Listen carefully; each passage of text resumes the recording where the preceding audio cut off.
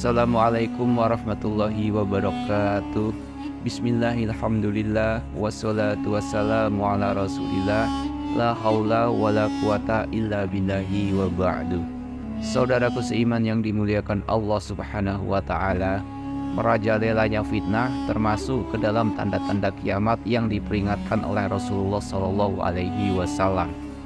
Fitnah sendiri termasuk ke dalam akhlak tercela yang diartikan sebagai perkataan bohong atau tanpa berdasarkan kebenaran yang disebarkan dengan maksud menjelekkan seseorang, sebagaimana yang tertulis dalam KBBI, yaitu Kamus Besar Bahasa Indonesia. Tentang jeleknya fitnah tidak hanya tertulis dalam KBBI, namun dalam Al-Quran juga banyak ayat yang menyebutkan terkait fitnah. Salah satunya surah Al-Baqarah ayat 191, yang artinya, bunuhlah mereka yang memerangimu dimanapun kamu jumpai, dan usirlah mereka dari tempat mereka mengusirmu. Padahal fitnah itu lebih kejam daripada pembunuhan. Lalu janganlah kamu perangi mereka di Masjidil Haram, kecuali jika mereka memerangimu di tempat itu. Jika mereka memerangimu, maka perangilah mereka. Demikianlah balasan bagi orang-orang kafir. Quran Surah Al-Baqarah ayat 191. Dalam buku Dasar-Dasar Memahami Iman, Islam dan Ihsan, Ibnu R. Nugroho menuliskan salah satu hadis Nabi Shallallahu Alaihi Wasallam terkait fitnah yang menjadi tanda akhir zaman. Rasulullah Shallallahu Alaihi Wasallam bersabda, sesungguhnya menjelang datangnya hari kiamat terjadi banyak fitnah, bagaikan bagian malam yang gelap gulita. Seseorang yang di pagi hari dalam keadaan beriman dan di sore harinya menjadi kafir. Ada yang di sore harinya dalam keadaan beriman dan di pagi harinya menjadi kafir. Orang yang duduk di saat itu lebih baik daripada orang yang berdiri. Orang yang berdiri di saat itu lebih baik daripada orang yang berjalan. Dan orang yang berjalan saat itu lebih baik daripada orang yang berlari. Maka patahkanlah busur-busur kalian, putuskanlah tali-tali busur kalian, dan pukulkanlah pedang-pedang kalian ke batu. Jika rumah salah seorang dari kalian dimasuki fitnah, maka jadilah seperti yang terbaik dari kedua anak Adam, Habil. Hadis riwayat Imam Ahmad, Abu Daud, Ibnu Majah, dan Al-Hakim. Saudaraku seiman yang dimuliakan Allah, fitnah yang akan terjadi jelang hari kiamat mengacu pada ujian hingga musibah yang menimpa seluruh manusia, termasuk kaum muslimin. Fitnah bisa berupa kebaikan dan keburukan atau kesenangan dan kesusahan. Setidaknya ada 6 fitnah yang muncul sebagai tanda akhir zaman. Berikut bahasanya yang dikutip dari buku Ensiklopedia Kiamat susunan tim ZIP. Fitnah yang pertama ialah aturan syar'i yang diingkari. Munculnya orang-orang yang mengingkari aturan syar'i termasuk ke dalam fitnah menjelang hari kiamat. Dalam hal ini mereka rela menjual akhirat dan urusan agamanya demi kesenangan dunia semata. Rasulullah Shallallahu Alaihi Wasallam juga bersabda, menjelang kiamat akan muncul fitnah-fitnah seperti potongan-potongan malam yang pekat. Kala itu, seorang menjadi mukmin pada pagi hari, tetapi terbalik menjadi kafir pada sore harinya. Menjadi mukmin di sore hari, tetapi terbalik menjadi kafir pada pagi harinya. Ia menjual harta bendanya dengan secuil harta duniawi. Hadis riwayat At-Tirmizi. Yang kedua, banyak terjadi pembunuhan. Merebaknya pembunuhan atau al-haraj juga fitnah yang muncul jelang hari akhir. Sebagaimana sabda Nabi Shallallahu Alaihi Wasallam yang berbunyi, sungguh menjelang hari kiamat akan muncul al-haraj. Para sahabat bertanya, apa itu al-haraj? Rasulullah menjawab, pembunuhan.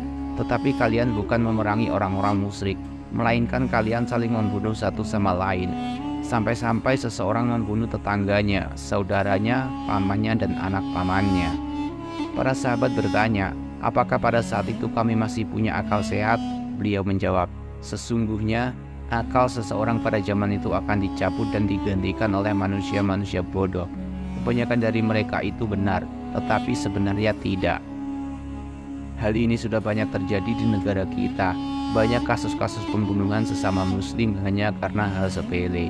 Seperti kasus yang baru-baru ini terjadi di Bangkalan Madura, Carok 2 versus 4 yang berujung 4 orang terbunuh. Yang ketiga, banyaknya kebodohan-kebodohan. Munculnya banyak kebodohan sehingga ilmu dalam diri manusia sangat dangkal bahkan tidak ada. Ketika hal ini terjadi, manusia hanya haus mengejar harta dunia dan lupa dengan ajaran Islam. Abdullah bin Mas'ud dan Abu al-Asy'ari meriwayatkan bahwa Rasulullah SAW bersabda, sesungguhnya menjelang kiamat ada masa-masa di mana kebodohan diturunkan dan ilmu diangkat serta banyak terjadi al-haraj, pembunuhan. Hadis riwayat Bukhari dan Muslim. Hal seperti ini juga sudah banyak terjadi di dunia ini, seperti seseorang ustadz yang menjelek-jelekan ustadz lainnya, seseorang kiai pesantren menjinahi santrinya, dan masih banyak lagi kebodohan-kebodohan yang terjadi. Yang seharusnya para ulama itu bersatu untuk mensiarkan Islam, ini malah saling menjatuhkan satu sama lain. Namun tidak semua ulama seperti itu, hanya orang-orang yang ilmunya diangkat dan mendapatkan kebodohan. Yang keempat, terpecah belahnya kaum muslimin. Ibnu Hajar al-Asqalani pernah mengatakan, fitnah pertama telah muncul dari arah timur. Hal itulah yang merupakan penyebab terpecah belahnya kaum muslimin. Dari arah tersebut, yakni Irak, telah muncul kelompok Khawarij, Faridah, Batiniyah, Qadariyah, Jahmiyah, Mu'tazilah, Jabariyah, dan lain-lain. Abdullah bin Umar meriwayatkan bahwa Rasulullah SAW bersabda, sesungguhnya fitnah itu berasal dari sini. Beliau mengisyaratkan tangannya ke arah timur. Dari arah tanduk setan muncul. Hadis riwayat Muslim. Yang kelima, manusia menginginkan mati agar terbebas dari ujian besar. Fitnah jelang hari akhir lainnya adalah ketika manusia ingin mengakhiri hidupnya atas ujian yang menimpa dirinya.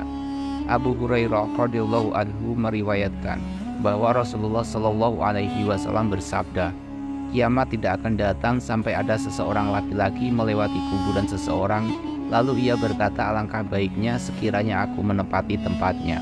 Hadis riwayat Ibnu Hibban.